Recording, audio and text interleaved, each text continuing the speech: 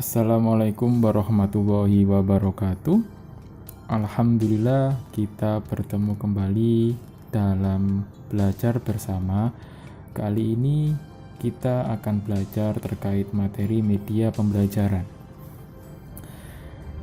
Dalam slide ini saya akan menjelaskan terkait media pembelajaran dilihat dari konsep dan pengenalan media.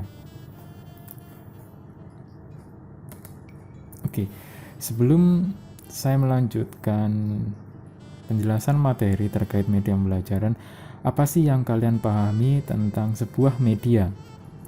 Jadi, definisi singkat dari media itu apa menurut kalian? Oke, di sini media atau medium merupakan sebuah cara berkomunikasi dari sumber ke penerima.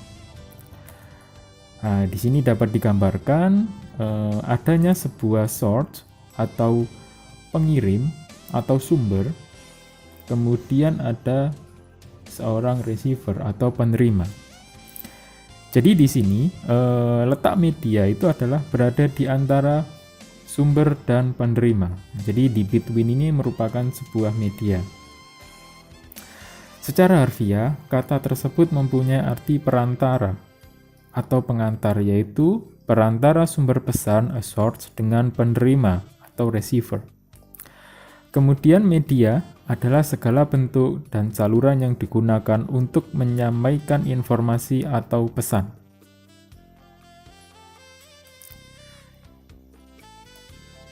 Oke, definisi media pembelajaran. Secara harfiah, media diartikan perantara atau pengantar. Ini menurut AICT atau Association for Educational Communication and Technology. Jadi di sini AICT mendefinisikan sebuah media pembelajaran adalah segala bentuk yang digunakan untuk proses penyaluran informasi. Jadi menurut AICT menjelaskan sebuah media pembelajaran itu adalah segala bentuk. Jadi segala jenis perantara, segala jenis alat, segala jenis bahan yang digunakan untuk proses penyaluran informasi, yaitu informasi pelajaran yang disampaikan oleh guru dan diterima oleh siswa. Jadi prosesnya itu menggunakan media, proses penyampaian informasinya menggunakan media pembelajaran. Kemudian, menurut Robert Heinitz dan kawan-kawan tahun 1986, mendefinisikan bahwa media adalah sesuatu yang membawa informasi antara sumber dan penerima informasi. Robert Heinitz mendefinisikan lebih rinci lagi bahwa media itu merupakan sesuatu yang membawa informasi. Nah, jadi di sini menurut Robert itu bahwa media pembelajaran adalah segala sesuatu, baik itu alat, kemudian sarana, kemudian proses, dan sebagainya, itu dinamakan media pembelajaran. Kemudian Omar Hamalik mendefinisikan bahwa media sebagai teknik yang digunakan dalam rangka mengefektifkan komunikasi antara guru dan murid dalam proses pendidikan dan pengajaran di sekolah. Di sini Omar Hamalik lebih menekankan media merupakan sebuah teknik. Nah, kalau kita artikan teknik itu kan cara bagaimana seorang guru untuk mengefektifkan komunikasi, mengefektifkan pembelajaran, yaitu menggunakan media pembelajaran. Kemudian Kemp dan Dayton mengemukakan peran media dalam proses komunikasi sebagai alat pengirim atau transfer yang mentransmisikan pesan dari pengirim atau sender kepada penerima pesan atau informasi. Nah, di sini adalah receiver. Jadi, Kemp menjelaskan bahwa peran media dalam proses komunikasi merupakan sebagai alat pengirim. Jadi, Kemp lebih menjelaskan bahwa media pembelajaran adalah suatu alat. Nah, jadi dari keempat definisi ini, kita bisa memahami bahwa media pembelajaran itu merupakan sebuah alat, sebuah teknik yang digunakan oleh seorang guru untuk mengefektifkan sebuah komunikasi pembelajaran agar siswa bisa menerima apa yang dijelaskan oleh guru dengan benar. Oke, di sini lebih rinci lagi ada sebuah diagram yang menjelaskan proses alur dalam penggunaan media pembelajaran. Oke, kita lihat di sini ada yang dinamakan sumber pesan, pesan dikodekan, pesan diterima, dan pesan diartikan. Oke, kita coba untuk mempelajari suatu gambar yang digambarkan oleh Cam. Sumber pesan ini adalah seorang guru. Kemudian pesan dikodekan adalah materi pelajaran dikemas dengan sedemikian rupa agar nanti pesan tersebut bisa tersampaikan oleh siswa. Kemudian di dalam proses pengiriman pesan, di situ ada yang dinamakan dengan saluran. Nah, saluran inilah yang dinamakan sebuah media pembelajaran. Agar nantinya pesan tersebut bisa diterima dengan baik oleh siswa dan pesan tersebut harus bisa diartikan atau bisa dipahami. Kemudian, dalam proses penyaluran informasi pelajaran, haruslah ada yang dinamakan dengan feedback atau balikan. Feedback ini fungsinya adalah agar seorang guru bisa mengetahui apakah materi pelajaran yang disampaikan dengan menggunakan media tersebut diterima dengan baik oleh siswa. Oke, bisa dipahami ya terkait dari suatu gambar yang digambarkan oleh Cam terkait definisi media pembelajaran. Oke, kemudian why use instructional media? Kenapa kita harus menggunakan media pembelajaran? Kalau berbicara tentang mengapa, berarti kita harus menjelaskan apa sih manfaat dari penggunaan media pembelajaran. Yang pertama, adanya persamaan persepsi. Oke, kita coba lihat ilustrasi gambar berikut ini. Gambar ini, guru menggunakan media pembelajaran hanya dengan verbal saja, tanpa ada penggunaan media pembelajaran. Jadi guru menjelaskan dengan kalimat, guru menjelaskan secara langsung, secara ceramah dan sebagainya. Kemudian coba lihat apa yang diterima oleh ketiga siswa ini. Guru menjelaskan A, ada siswa yang menerimanya A1, kemudian ada siswa yang menerimanya B, dan ada siswa yang menerimanya materi A atau sama dengan guru. Coba bandingkan dengan gambar yang kedua. Oke, gambar yang kedua ini, seorang guru menggunakan media globe untuk menjelaskan sebuah peta atau bentuk bumi. Digambarkan di gambar yang kedua ini, guru menjelaskan materi A, maka penerimaan siswa sama semuanya. Ada siswa 1, siswa 2, dan siswa 3 sama menerima materi yang dijelaskan oleh guru. Inilah salah satu manfaat penggunaan media, yaitu sebagai persamaan persepsi.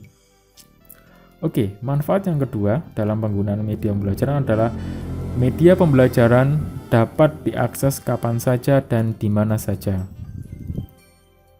Oke, ini contoh gambarnya. Contoh gambarannya, fungsi media pembelajaran dapat diakses kapan saja dan di mana saja. Seperti halnya sekarang ini, adanya sebuah COVID, adanya wabah COVID-19, di mana pembelajaran secara langsung atau pembelajaran tatap muka ditiadakan karena alasan protokol kesehatan. Oke, kita lihat ini, media pembelajaran bisa diakses di rumah, di sekolah, dan bahkan di tempat kita ngopi atau tempat nongkrong ya. Kebanyakan sekarang ini di beberapa tempat itu menyediakan akses wifi. Oke, jadi di sini media bisa diakses di rumah, kemudian di sekolah, bahkan di tempat-tempat lainnya. Nah, inilah salah satu fungsi atau manfaat dari media pembelajaran. Berarti untuk pembelajaran online saat ini kita sangat-sangat membutuhkan yang namanya media pembelajaran Agar materi tersebut bisa tersampaikan dengan benar, tersampaikan dengan sempurna oleh guru, maka guru harus menggunakan media pembelajaran. Oke. Fungsi media pembelajaran.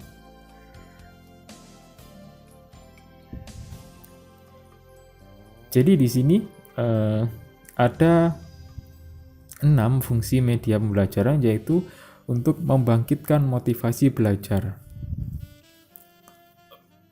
Jadi dengan menggunakan media pembelajaran, seorang guru bisa memotivasi siswanya untuk belajar, yaitu dengan cara penyajian materi yang dikemas dengan sangat menarik agar siswa tersebut termotivasi untuk belajar.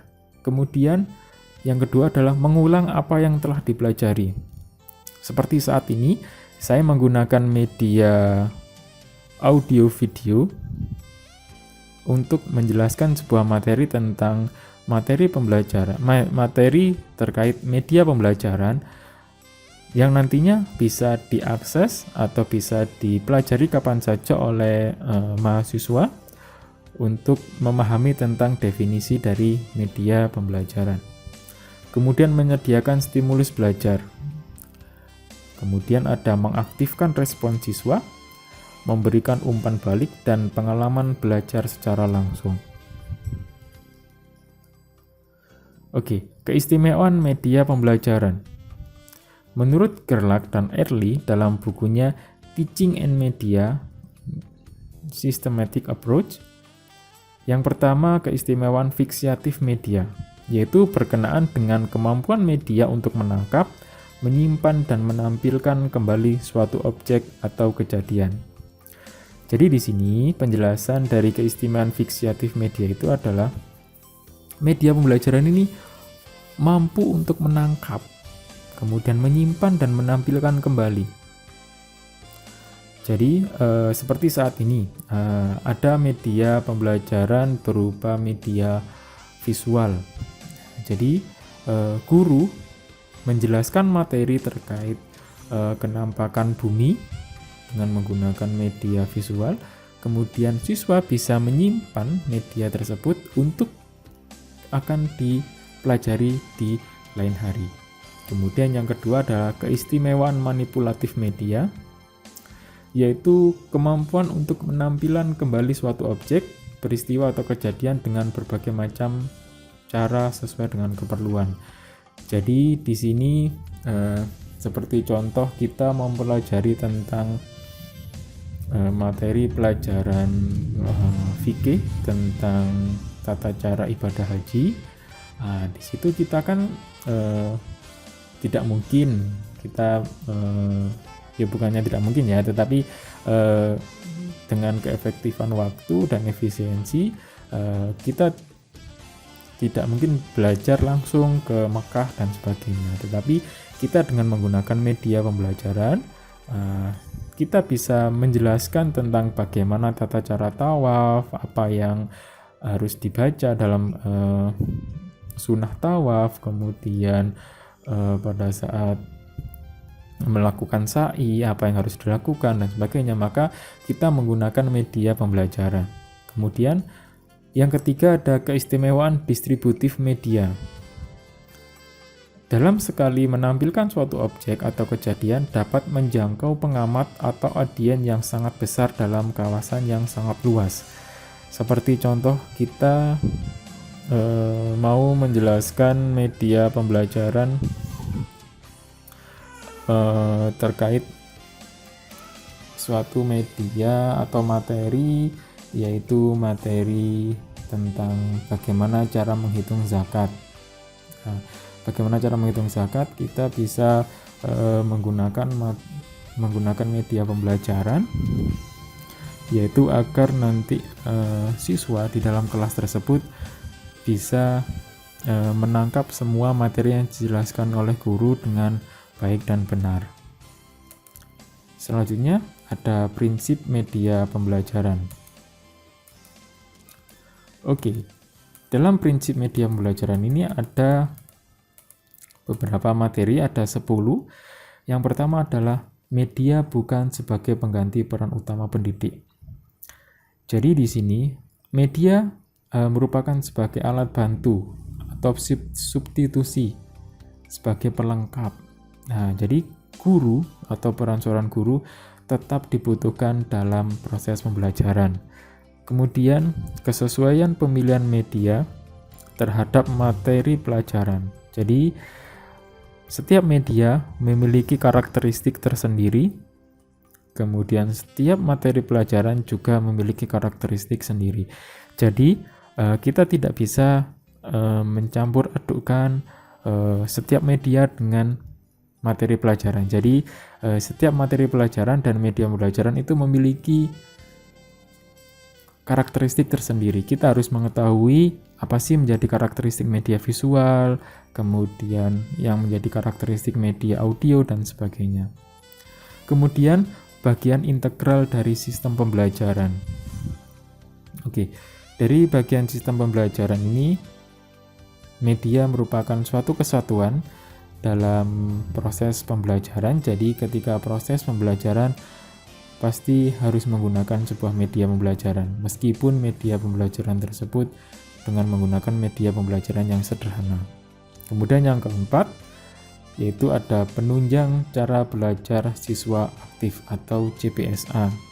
Jadi dengan menggunakan media pembelajaran harus memancing keaktifan siswa, harus memotivasi siswa agar bisa belajar secara aktif.